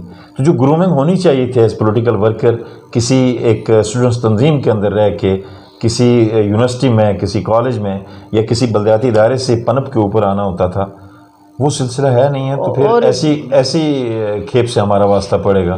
جو گالی سے شروع کریں گے گالی پہ ختم کریں گے. اور میاں عبد الوہید صاحب، یہ صرف پاکستان پیپلز پارٹی ہے کہ جن کی پولیٹیکل پارٹی میں اسٹڈی سرکلز موجود ہیں. ہمارے چیئرمین ہیں، اور ہماری پاکستان پیپلز پارٹی کے علاوہ کسی دوسری سیاسی جماعت میں اسٹڈی سرکل نام کی کوئی چیز نہیں ہے. اور دوسری سب سے اہم ترین بات یہ ہے کہ ہم نے جتنے بھی ابھی تک آن لائن پروگرام کیے ہیں، ہمیں جو سوال آ رہے ہیں، ہم سے سوال پوچھے جا رہے ہیں، ان کی اکثریت بلدیاتی انتخابات کے بارے میں ہے. ان کی اکثریت جو نوجوانوں کی طرف سے آتا ہے وہ طلباء یونین کے بارے میں. اور مجھے یہ سمجھ میں نہیں آتی کہ پاکستان پیپلز پارٹی کے ورکرز، پاکستان پیپلز پارٹی کے عہدیداروں، آپ نے بھی یہ بات کی، سردار عابد نے بات کی، جاوید ایوب نے بات کی، فیصل راٹھور نے یہ بات کی کہ ہم سمجھتے ہیں کہ بلدیاتی انتخابات بھی ہونے چاہیے، ہم سمجھتے ہیں کہ یہ ضروری ہے کہ طلباء یونین کے انتخاب بھی ہوں. آپ کی سیاسی جماعت کے علاوہ، میری سیاسی جماعت کے علاوہ اس کی ضرورت ہی محسوس نہیں کی جا رہی. اچھا میاں صاحب، آپ نے شروع میں کہا کہ پاکستان پیپلز پارٹی حکومت بنانے جا رہی ہے. تو اس حکومت بنانے کے لیے عید کے فوری بعد پاکستان پیپلز پارٹی کی کیا حکمت عملی ہوگی اپنی انتخابی مہم کے سلسلے میں؟ کیا پارٹی چیئرمین صاحب آئیں گے؟ کیا جو آپ کی دیگر قیادت ہے محترمہ فریال تالپور صاحبہ، وہ تشریف لا رہی ہیں وہاں؟ ہم نے پریزیڈنٹ اے جے کے جناب سید لطیف اکبر صاحب کی وساطت سے محترمہ عدی فریال تالپور صاحبہ جو ہمارے پولیٹیکل افیئرس کی انچارج ہیں، ہم نے ان سے ریکویسٹ بھی کی ہے کہ وہ خود بھی تشریف لائیں، ڈسٹرکٹ وائز تشریف لائیں، ڈوین وائز تشریف لائیں فرسٹ راؤنڈ میں. اور پھر ضرورت کے مطابق جناب چیئرمین جو ہیں وہ بھی، ان کا بھی ایک اسکیجول ترتیب دیا جائے گا. ہم چاہتے ہیں کہ ہمارا چیئرمین بڑے باوقار طریقے سے آئے اور جہاں جائے تو وہاں سے الیکشن سویپ کر کے جائے. ہم گلی محلے کی حد تک لے کے جانے کے قائل نہیں ہیں جناب چیئرمین کو، ہم گلی محلے کی حد تک لے کے جانے کے قائل نہیں ہیں. ہماری یہ خواہش ہے کہ جناب چیئرمین ہر حلقہ انتخاب کے اندر ایک ایک جلسہ کریں، اور اس حلقہ انتخاب کے جو کنٹیسٹنٹ ہے، امیدوار ہے، وہ صدر جماعت اور جناب چیئرمین، یہ تین مقرر ہونے چاہیے صرف. اور یہ 1 گھنٹے کا جلسہ ہو، ایک ریلی کی شکل ہو. جو ہمارے پاس ایک ہے نا موویبل ٹرک، اس کا ہم نے پرپوز کیا تھا کہ اگر ہیلی کا مل جاتا ہے، نہیں ملتا تو پھر وہ ٹرک ہمیں رکھنا پڑے گا بطور اسٹیج، تاکہ جو الیکشن کانٹیسٹ کرنے والے لوگ ہیں ان پہ اضافی بوجھ بھی نہ پڑے کہ جلسہ کرنا ہے، آپ نے پنڈال تیار کرنا ہے، شامیانے لگانے ہیں، کناتیں لگانی ہیں، اور دور دور سے دراز سے ہمارے کارکن چیئرمین صاحب کی ایک جھلک دیکھنے کے لیے آ جاتے ہیں، وہ چیئرمین سے پیار کرتے ہیں. اچھا، ابھی ذکر ہوا چیئرمین بلاول بھٹو زرداری کا، تو یہ سوال میں اکثر کرتی ہوں، کیا آپ سمجھتے ہیں کہ بلاول بھٹو زرداری وزیر اعظم پاکستان بننے کے بعد جو اپنے نانا کی میراث تھی، جو خاص کر جو کشمیر کے سلسلے میں تھا، پھر بی بی شہید کا تھا کہ وہ انہوں نے کہا کہ ہم انتہا پسندی سے پاکستان چاہتے ہیں، ہم پاکستان کے پرچم کو بلند کرنا چاہتے ہیں، ہم معاشی بدحالی سے پاک ایک معاشی طور پر مستحکم پاکستان کا خواب دیکھتے ہیں۔ تو کیا آپ سمجھتے ہیں کہ بلاول بھٹو زرداری پر جو محنت کش طبقے کی امیدیں ہیں، جو عام آدمی کی امیدوں کا مرکز ہے، کیا وہ امیدیں پوری کر سکیں گے؟ میڈم، چیئرمین بلاول بھٹو زرداری میں سمجھتا ہوں کہ پاکستان کے غریبوں، بے کسوں اور مجبوروں کی آخری امید ہیں۔ بی بی شہید کا لخت جگر ہونے کے ناطے، بی بی شہید کی گود میں پرورش پانے کے ناطے، پاکستان کی مڈل کلاس طبقے کی، عام لوگوں کی، ہاری کی، مزدور کی، غریب کی، مظلوم کی، بے کس و لاچار لوگوں کی آس اور امید یہ ہے کہ بلاول بھٹو اور بلاول بھٹو کی پارٹی جو ہے وہ اس ملک کے اندر راج کرے، تاکہ غریب کو جو شہید ذوالفقار علی بھٹو نے جو شعور دیا، جو زبان دی، وہ ہاتھ جو ایک وقت میں کسی جاگیردار کے پاؤں پہ ہوتا تھا، شہید بھٹو کے دیے گئے درس نے اس ہاتھ کو پاؤں سے اٹھا کے اس کے گریباں تک پہنچا دیا۔ پاکستان کے لوگ، پاکستان کا غریب شہید ذوالفقار علی بھٹو کو کبھی بھی نہیں بھولے گا، اس لیے کہ شہید بھٹو نے دل سے غریب کے لیے کام کیا، اور پاکستان کا غریب دل سے شہید بھٹو اور شہید بھٹو کی پارٹی کے ساتھ وابستہ ہے اور وابستہ رہے گا۔ اس لیگیسی جو ہے، اس کو عصر حاضر کے تقاضوں سے ہمنگ کر کے چلنے کی ضرورت ہے۔ آگے ہم بہت پر امید ہیں کہ چیئرمین بلاول بھٹو زرداری وہ ایک پڑھا لکھا نوجوان جس کی تربیت شہید محترمہ بے نظیر بھٹو نے کی ہو، وہ واقعتاً پاکستان کے 22 کروڑ عوام کی آس اور امید ہے۔ ہماری دعائیں، ہماری نیک تمنائیں ان کے ساتھ ہیں، ان کے لیے ہیں، اور ہم دعا کرتے ہیں کہ جناب چیئرمین انتھک محنت کر کے اپنے نانا شہید ذوالفقار علی بھٹو اور اپنی ماں شہید محترمہ بے نظیر بھٹو کہ ادھورا جو مشن ہے، میں سمجھتا ہوں ادھورے مشن ہے ان کے، ان کو کمپلیٹ کرنے کا موجب بنے، اور یہ صرف بلاول بھٹو زرداری صاحب ہی کر سکتے ہیں اور کوئی بھی نہیں کر سکتا۔ ہم نے جو سپارک دیکھا ہے ان کے اندر، ہم نے جو چمک دیکھی ہے ان کے اندر، اور لگن ہے، اور ہم نے جو کمٹمنٹ دیکھی ہے ان کے اندر، آپ دیکھیں کشمیر کے ساتھ بھٹو شہید نے کہا کہ میں کشمیر کی آزادی کے لیے 1000 سال تک جنگ لڑوں گا، تو بلاول صاحب نے کہا کہ گھنسوں پورا کشمیر گھنسوں، یعنی ایک تسلسل ہے جو چل رہا ہے، اس لیگیسی کو لے کے چل رہے ہیں، کامیابی کے ساتھ چل رہے ہیں، اور کبھی وہ جھکے نہیں ہیں، کبھی بکے نہیں ہیں، کبھی ان کی ذات پہ کوئی بندہ انگلی نہیں اٹھا سکتا۔ تو دیکھیے کشمیر کے حوالے سے پیپلز پارٹی کی بنیاد مستہ کشمیر کی بنیاد پہ رکھی گئی، جب ایک 65 کی جنگ جو ہے، جیتی ہوئی جنگ ٹیبل پہ ہاری، شہید ذوالفقار علی بھٹو نے بائیکاٹ کر کے اس کیبنٹ سے، ایوب کیبنٹ سے باہر نکلے، اور انہوں نے وہ سارے راز انہوں نے کہا کہ میں افشا کروں گا کہ کس طرح ملٹری رجیم جو ہے وہ کس طرح ملک کا سودا کرنے جا رہی ہے، بنیادی انسانی حقوق کا سودا کرنے جا رہی ہے۔ کشمیر جو قائد اعظم علیہ رحمت کے بقول کہ کشمیر پاکستان کی شاہراہ ہے، اس شاہراہ کو اگر دشمن کے قبضے میں چلی جائے گی اور ہمیں کوئی اس کا احساس تک نہ ہو، تو چنانچہ یہ وہ احساس تھا شاہراہ کا کہ جس نے کشمیر کی پیپلز پارٹی کی بنیاد رکھی۔ تو پیپلز پارٹی کبھی بیک آؤٹ نہیں کر سکتی۔ وہ بھٹو شہید کا فلسفہ، بی بی شہید نے کیا کہا تھا کہ جہاں کشمیریوں کا پسینہ گرے گا وہاں ہمارا خون گرے گا، اور بی بی نے ثابت کیا۔ چنانچہ اب اس لیگیسی کو لے کے چیئرمین بلاول بھٹو زرداری جو ہیں وہ آگے چل رہے ہیں، ہم ان کے کارکن ہیں، ہماری ساری امیدیں ان سے وابستہ ہیں۔ ہماری خواہش ہے کہ چیئرمین بلاول بھٹو زرداری اپنے نانا کی طرح للکاریں، پوری دنیا کے سامنے للکاریں، اور کشمیریوں کو ان کے رائٹ آف سیلف ڈٹرمنیشن کے حوالے سے بات کریں، اچھا کہ کشمیریوں کو ان کا پیدائشی حق مل سکے۔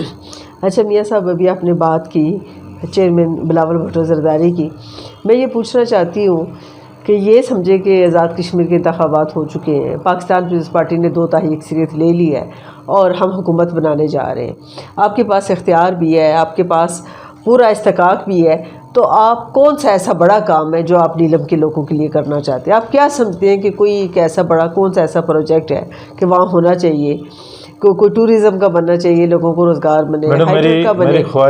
میری خواہش ہے کہ میں نیلم ویلی میں سیاحت کا بے پناہ پوٹینشیل ہے پہلی بات, اور پھر نیلم میں ہائیڈل کا بے پناہ پوٹینشیل ہے. میری خواہش ہے, میری آرزو ہے کہ یہ جو بے روزگاری اس وقت ایک یونیورسل ایشو بن چکا ہے, اس افریت سے اگر ہم نے لڑنا ہے تو یہ دو پوٹینشیل جو ہمارے علاقے کے اندر ہیں, ایک ٹورزم کا اس کو بروکار لانا ہے اور ایک ہائیڈل پاور کا. دیکھیے ہمارے پاس لش گرین ویلیز ہیں, تھک فارسٹ ہیں, ندی نالے ہیں, چشمے, یہ سارے محتاج ہیں جنگل کے, فارسٹ کے. جس وقت تک ہم انوائرنمنٹ پہ کام نہیں کریں گے, جس وقت تک ہم جنگل بچانے کی تدابیر نہیں کریں گے, جس وقت تک ہم فارسٹ ڈومینیٹڈ کمیونٹیز جو ہیں ان کو بالن کا متبادل مہیا نہیں کرے گی ریاست, اس وقت تک ہم جنگل نہیں بچا سکتے. ایک جہاں 15 سے 20 فٹ برف پڑتی ہو اور وہاں ہم جا کے کسی کو بین کر دیں کہ نہیں آپ نے درخت نہیں کاٹنا, نہیں, ضرور کاٹنا ہے, اس کو متبادل ہم مہیا کریں, ریاست مہیا کرے.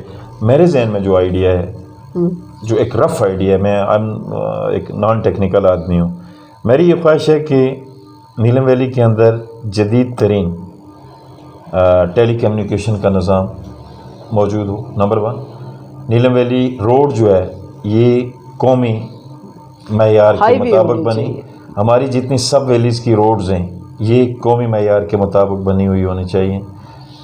روڈ انفراسٹرکچر ہمارا ٹھیک ہو جائے, ٹیلی کمیونیکیشن کا نظام ہمارا ٹھیک ہو جائے, اور دوسری جو چیز ہے وہ یہ ہے کہ اگر ہم اپنے آنے والی نسلوں کو بچانا چاہتے ہیں, اور اگر ہم سمجھتے ہیں کہ نیلم ویلی کی آنے والی نسلوں کا دار و مدار ٹورزم کے ساتھ وابستہ ہے, اس کے لیے ہمیں نیلم کے جنگلات کو بچانا ہوگا, ورنہ نیلم بیرن ہو جائے گا. اس کے لیے ضروری کیا ہے, میرے اپنی ناقص عقل کے مطابق, میں نے بطور فارسٹ منسٹر بھی اس پہ اسٹڈی کروائی تھی کہ نیلم کے ندی نالوں پہ جو بجلی بن رہی ہے 1800 میگا واٹ کے آئیڈینٹیفائڈ پروجیکٹس ہیں اس وقت نیلم ویلی کے اندر, اور صرف 350 میگا واٹ تو AJK کو چاہیے. پھر اندھیرے میں ڈوبا ہوا کشمیر ہے, لوڈ شیڈنگ ہے. نیلم کے حوالے سے میری جو خواہش ہے کہ نیلم میں 10 میگا واٹ یا 15 میگا واٹ ہماری ضرورت ہوگی ٹوٹل پورے نیلم کی.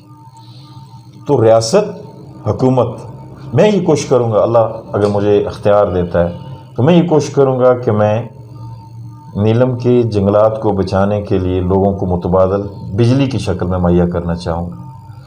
کہ ہائیڈل کا پوٹینشیل ہمارے پاس موجود ہے, ایک 10 سے 15 میگا واٹ کا بجلی گھر بنائیں, اور وہ بجلی نیلم کے لوگوں کو پہلے 5 سال مفت اور پھر نصف قیمت پہ, پھر ٹیکس فری ان کو دیں, تاکہ لوگ جنگلات پہ انحصار نہ کریں.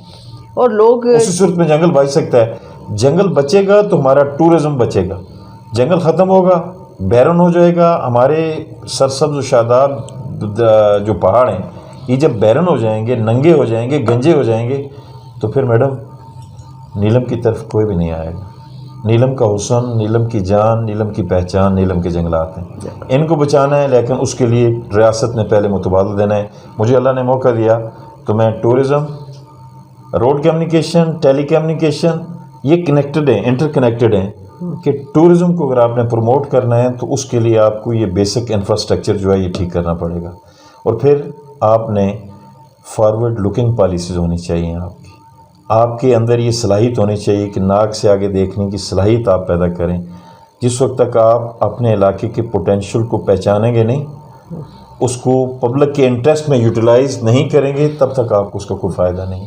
نیلم کے اندر تو اللہ نے بے پناہ جڑی بوٹیاں رکھی ہیں, بے پناہ معدنیات ہیں, ان کو یوٹیلائز کرنے کی ضرورت ہے. لیکن سب سے بڑھ کے میں جو چیز کہتا ہوں کہ ٹورزم کا جو پوٹینشیل ہے اس کو یوٹیلائز کرنے کی ضرورت ہے, اور جو ہائیڈل کا پوٹینشیل ہے اس کو یوٹیلائز کرنے کی ضرورت ہے.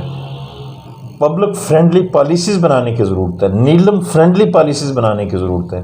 ہمارے یہاں ایک اور بھی پرابلم ہے, ٹورسٹ آتے ہیں مجھے لیٹ می سے, مجھے ایک اور بھی پرابلم ہمیں محسوس ہوا کہ بہت سارے ایسے بھی ہمیں بیوروکریٹس کے ساتھ ہمارا واسطہ پڑا کہ جو ایریا اسپیسیفک ہیں, جو ریاست اسپیسیفک پالیسیز نہیں ہیں ان کی. مجھے یاد ہے کہ جب جاگرام 1 بن رہا تھا, بیوروکریسی نے اس کو امپلیمنٹ کرنے کی میں بتاتا ہوں نا, جاگرام 1 جب بن رہا تھا پیپلز پارٹی کے دور میں, जागरण 1 जब बना, जो आपका 32 मेगावाट का प्रोजेक्ट है, जागरण 2 एक तैयार प्रोजेक्ट था। मैं उस कंपनी के अंदर बतौर लाइजन ऑफिसर काम कर रहा था स्कांस्का इंटरनेशनल के साथ। ये बड़ी मज़े की बात है सुनने की है। मैं उस वक्त पीपल्स पार्टी की गवर्नमेंट थी। मुझे उन्होंने, मेरे प्रोजेक्ट मैनेजर ने ये कहा कि आपको 4 से 6 अरब रुपये की बचत है। एक जो आउटलेट है आपका, जो पावर हाउस से पानी निकलता है, उस आउटलेट से ही आपने इनटेक बनाना है। उन्होंने कहा कि हमारे आपको मोबिलाइजेशन एडवांस देने की ज़रूरत नहीं पड़ेगी, 4 से 6 अरब रुपया कम लागत आएगी। आप आज ही अगर हमें गो हेड दे दें फ़ेज़ 2 बनाने के लिए। तो मैंने जब वो बात सामने रखी, उस वक़्त अनफॉर्चुनेटली कुछ बैरोक्रेट्स की तरफ से ये कहने को मिली चीज़ कि नीलम वैली जैसे दूर दराज पहाड़ी इलाके के अंदर 7 अरब रुपया आपने पहले खर्च कर दिया, ये अरबों रुपये कहाँ लगते हैं। फिर ऐसी सोच पे इंसान को मातम करने को जी चाहता है। और फिर आने वाली जो गवर्नमेंट आई उसके बाद, उसके सदर थे, क्या नाम था जनरल साहब का, रावलाकोट से, अनवर साहब, जनरल अनवर जी। उनसे मैं मिला नीलम में। उनसे मैंने कहा जी वैसे मेरी याददाश्त इतनी अच्छी नहीं है भैया साहब। मैंने कहा आप फ़ेज़ 2 शुरू करवाएं। तो जो उनके जज्बात थे नीलम के हवाले से, तो फिर हमें किस तरह, अगर आपकी सोच कौमी नहीं है, अगर आपकी फ़िक्र कौमी नहीं है, अगर आप जेलसी मुहैया कर, नीलम का क्या कसूर है। नीलम को अगर अल्लाह ने हाइडल पोटेंशियल दे रखा है और बहुत सारी ऐसी बस्तियाँ हैं जहाँ पानी की बूंद बूंद के लिए लोग तरसते हैं, तो ये अल्लाह की तकसीम है। तो नीलम इस रियासत का हिस्सा है। अगर नीलम के अंदर टूरिज़म का पोटेंशियल ज़्यादा है तो ये रियासत के एक बहुत बड़ा वसीला है, रियासत के मफाद में है। नीलम के अंदर अगर मादनियात हैं तो ये रियासत के मफाद के हैं। नीलम के अंदर अगर हाइडल का पोटेंशियल सबसे ज़्यादा है तो ये रियासत के मफाद में है। तो जो चीज़ रियासत के मफाद में है वो रियासत के मफाद में भी होनी चाहिए, but not at the cast of the local people. Local people, मकामी लोग जो हैं वो महरूम रहें, वो बूंद बूंद को तरसें, वो बूंद बूंद को तरसें। उनको अच्छी सड़क मुहैया ना हो, उनको बिजली मुहैया ना हो, उनको टेली कम्युनिकेशन का जदीद निज़ाम मुहैया ना हो, वो एजुकेशन से महरूम हो, हेल्थ फैसिलिटीज़ से महरूम हो, और फिर आप उस बिजली को ट्रांसमिट करके कहीं और ले जाएं। तो ऐसी चीज़ें जो हैं अनारकी का बायस बनती हैं। हमें इनसे बचना पड़ेगा। हमें ऐसे इलाके जो पोटेंशियल रखते हैं, ऐसे इलाके जहाँ जो रिच हैं, कुदरत की अता करदा नियामतों की वजह से बहुत रिच हैं, उन इलाके के लोगों का, बिलखुसूस पढ़े लिखे तबका जो है, उनकी सोच और फ़िक्र को हार्नेस करने की ज़रूरत है। अगर आप उसको हार्नेस नहीं करेंगे, अगर आप मकामी लोगों के एतमाद के मुताबिक पॉलिसीज़, लोकल फ्रेंडली पॉलिसीज़ बनाने में नाकाम रहेंगे, तो फिर डिज़ास्टर है। उस डिज़ास्टर को फिर कोई नहीं रोक सकता। मियाँ साहब ने कहा कि नीलम कश्मीर की पहचान है, नीलम कश्मीर का हुस्न है, नीलम कश्मीर की जान है। और जिस तरीके से ये नीलम का केस पेश कर रहे थे, अपने लोगों के लिए जज्बाती हो रहे थे, तो मैं ये कहती हूँ कि नीलम की पहचान मियाँ वहीद, नीलम की जान मियाँ अब्दुल वहीद साहब। आपका इलाका बहुत खूबसूरत है। आपने कहा कि ये लोगों के लिए फ्रेंडली पॉलिसी होनी चाहिए, लेकिन इसके साथ साथ टूरिज़म के सिलसिले में मैं समझती हूँ कि जो हमारे टूरिस्ट आते हैं उनके साथ भी फ्रेंडली इन्वायरमेंट होना चाहिए। हमें खाली पैसा नहीं कमाना टूरिज़म के थ्रू। हमारा जो रिच कल्चर है, हमें अपने कल्चर को भी प्रमोट करना है। अब जो कराची से, लाहौर से आके उसने चिकन कढ़ाई खानी है, तो वो वाई नॉट, वो लाहौर में उससे बेहतर खा सकता है। क्या हमारा साग, हमारी मकई की रोटी, हमारा म्यूज़िक, खूबसूरत संतूर, हमारे साज बजते हैं जब आपके, तो नीलम में कैंची कितने खूबसूरत तरीके से पड़ी जाती है, और फिर हम उसको भी प्रमोट करें। हमने पैसा भी कमाना है, हमने अपने हेरिटेज को भी सेव करना है, हमने अपने कल्चर को भी प्रमोट करना है। अच्छा मियाँ साहब, ये बताएं कि हमारे दौर में तो पैसे का बहुत इशू था, और एक वक्त ऐसा आया कि हम अपने बुनियादी मुतालबात के लिए पार्लियामेंट हाउस के बाहर थे। अब तो पैसा को 4 गुना ज़्यादा आ गया है, तो फिर भी आप नीलम की बात कर रहे हैं, तो वो पैसा कहाँ गया आपके हल्के का? क्या किया राजा फारूक हैदर साहब की गवर्नमेंट ने इन 5 सालों में? तो ये सवाल आ रहे हैं, तो लोग जानना चाहते हैं कि ये बताएं। बहुत ही अच्छी बात की। जिस वक्त पीपल्स पार्टी की गवर्नमेंट थी, उस वक्त हमारा तरक्याती बजट जो है वो 10 अरब था पूरे एजेके का। उस 10 अरब में जो तरक्याती काम पीपल्स पार्टी की गवर्नमेंट ने किए, और आज 33 ارب ہے صرف ترقیاتی بجٹ. اس وقت صرف سارے آزاد کشمیر کا تمام محکمہ جات کا ترقیاتی بجٹ جو ہے 10 ارب ہوتا تھا. آج 12 ارب ہے صرف ٹرانسپورٹ اینڈ کمیونیکیشن، یعنی PWD جو محکمہ تعمیرات عامہ ہے اس کا 12 ارب کا بجٹ ہے. المیہ یہ ہے میڈم کہ میں یہ کہتا ہوں کہ اپنے اپنے نصیب کی بات ہوتی ہے. فاروق حیدر صاحب کی گورنمنٹ میں سمجھتا ہوں برے طریقے سے ناکام ہوئی ہے. ماسوائے پاکستان پیپلز پارٹی چودھری عبدالمجید صاحب کی سربراہی میں قائم کردہ گورنمنٹ کے دیے گئے پروجیکٹس پہ تختیاں لگانے کے عند اللہ اور کوئی کام نظر نہیں آیا. میں نیلم کی اگر آپ کے سامنے آپ کے ساتھ شیئر کروں کہ شاہراہ نیلم کے لیے راجہ پرویز صاحب وزیر اعظم پاکستان تھے، ان کو ہم نیلم لے کر گئے. یک نکاتی ایجنڈا تھا کہ روڈ کمیونیکیشن 8 مقام سے تاؤ بٹ 115 کلومیٹر روڈ بنانی ہے. 7 ارب روپیہ اس کا منظور ہوا، اناؤنس کیا، ٹینڈر ہوئے، NHA کو کام ملا، ٹیک آف نہ کرنے دیا. کس نے ٹیک آف نہ کرنے دیا؟ اس وقت پاکستان میں پیپلز پارٹی کی گورنمنٹ ختم ہو گئی، آزاد کشمیر میں پیپلز پارٹی کی گورنمنٹ تھی، نون کی گورنمنٹ آ گئی پاکستان میں.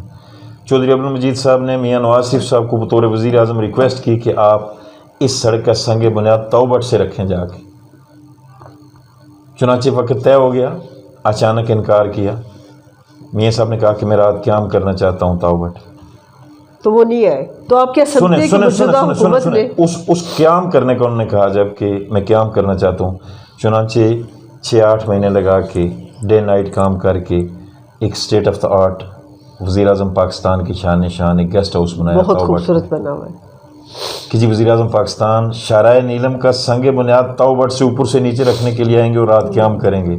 جب ریسٹ ہاؤس بن گیا دوبارہ پرائم منسٹر آزاد کشمیر نے دعوت دی تو یہ ممبر اسمبلی جو ہیں شاہ غلام قادر یہی راشٹر اس وقت یہ وہ دعوت جو تھی وہ وزیر اعظم چودھری عبدالمجید اور قائد حزب اختلاف راجہ فاروق حیدر صاحب دونوں نے دی. تو جب دوسری بار دعوت دی تو ودن نو ٹائم جواب آ گیا کہ ٹھیک ہے میں آ رہا ہوں. تو جب شاہ غلام قادر صاحب کو پتہ چلا کہ وزیر اعظم پاکستان تو جا رہے ہیں شاہراہ نیلم کا سنگ بنیاد توبٹ سے نیچے رکھنے کے لیے، یہ 10 ارب کا تھا پروجیکٹ، 17 ارب کا. 10 ارب تھے سعودی فنڈ کے، یہ جو آپ کی ٹنلز ہیں نیلم ویلی روڈ پہ چھلپانی کے مقام پہ اور بہت سے جو GP کے ساتھ ایگزیکٹ نہیں الگ. اچھا یہ ٹنل تھی یہ کوڑی مظفر آباد. ٹھیک. یہ ٹوٹل جوائنٹ وینچر تھا سعودی فنڈ اور GOP. 17 ارب کا یہ پروجیکٹ تھا. چنانچہ شاہ غلام قادر صاحب نے برجیس طاہر کو پکڑا جا کے. جب اس نے پہلے پوچھا کہ جی میں نے منع کیا تھا کہ ٹور نہیں کرنا نیلم کا تو کیسے ہوا؟ انہوں نے کہا کہ قائد حزب اختلاف راجہ فاروق حیدر خان جو صدر ہیں مسلم لیگ نون کے، انہوں نے بھی اس میں رضامندی ظاہر کی ہے. تو پھر چونکہ فاروق حیدر صاحب کی اور برجیس طاہر کی لگتی نہیں تھی آپس میں، تو شاہ غلام قادر صاحب نے وہ ٹول استعمال کیا جا کے برجیس طاہر کے پاس پیش ہوئے کہ وزیر اعظم قائد حزب اختلاف جو پیپلز پارٹی کے ساتھ ملا ہوا ہے، وزیر اعظم پاکستان کو لے کے جا رہے ہیں اور آگے الیکشن آ رہے ہیں تو اس کا سارا فائدہ پیپلز پارٹی کو جائے گا. چنانچہ اس طرح ہم تحسب کی بینٹ چڑھا نیلم. 17 ارب کا پروجیکٹ ضائع ہوا ہماری روڈ کا اور آج 70 ارب سے ہم 2.25 ارب پہ آ گئے اور ڈھول پیٹ رہے ہیں. یہ بہت بڑا المیہ ہے ہمارے ساتھ، بہت بڑا المیہ ہوا ہے. اچھا میاں صاحب کہ آپ ایک ادبی آدمی ہیں، آپ بکس بھی پڑھتے ہیں، میوزک بھی سنتے ہیں، تو ہمارے جیالے، ہمارے نوجوان اور آپ کے حلقے کے لوگ جو آپ سے پیار کرتے ہیں، جو آپ اس وقت سے نیلم نیلم کر رہے ہیں، تو نیلم کے لوگ بھی جاننا چاہتے ہیں کہ جو نیلم کی جان ہے، نیلم کی پہچان ہے میاں عبدالوحید، آخر وہ کیا پڑھتے ہیں، کس قسم کی بکس کا مطالعہ کرتے ہیں، فارغ اوقات میں کون سی پوئٹری کی بک پڑھتے ہیں، کیا میوزک سنتے ہیں، آخر آپ کیا کرتے ہیں؟ آپ کی اپنی بھی تو لائف ہے. آپ نے میرے بارے میں بہت کچھ کہہ دیا، میں اتنا نہیں ہوں، میں بڑا سمپل سا نہیں ابھی آپ جان بچانے کی کوشش کر رہے ہیں، مجھے پتا ہے کہ آپ کو میں اپنے میرے جو دوست ہیں، بھائی ہیں، ہمدرد ہیں، ساتھی ہیں، میری ساری محبتیں، ساری عزتیں ان کے لیے، اللہ ان کو اپنے حفظ و امان میں رکھے. آمین. میں اپنی ذات میں کچھ بھی نہیں ہوں، انتہائی ادنا انسان ہوں، ناچیز انسان ہوں. اگر اللہ کی مدد اور پیپلز پارٹی کے کارکنوں کی، PSF کے کارکنوں کی، پیپلز یوتھ کے کارکنوں کا تعاون میرے ساتھ نہ ہو تو I am equal to zero, میں کچھ بھی نہیں ہوں. تو باقی رہا شاعری کا معاملہ، تو کبھی تھے شاعر ہم، لیکن آج کل شاعری نہیں کرتے. آج کل جو شجر سے امید بہار رکھ نہیں نہیں اب آپ سنائیں گے ضرور, اب جان چھڑا نہیں سکتے, ورنہ کچھ ایک دو شعر میں بتا دوں گی جو آپ پڑھا کرتے تھے اپنے دوستوں کی محفلوں میں اور اسمبلی میں. یاد کرو.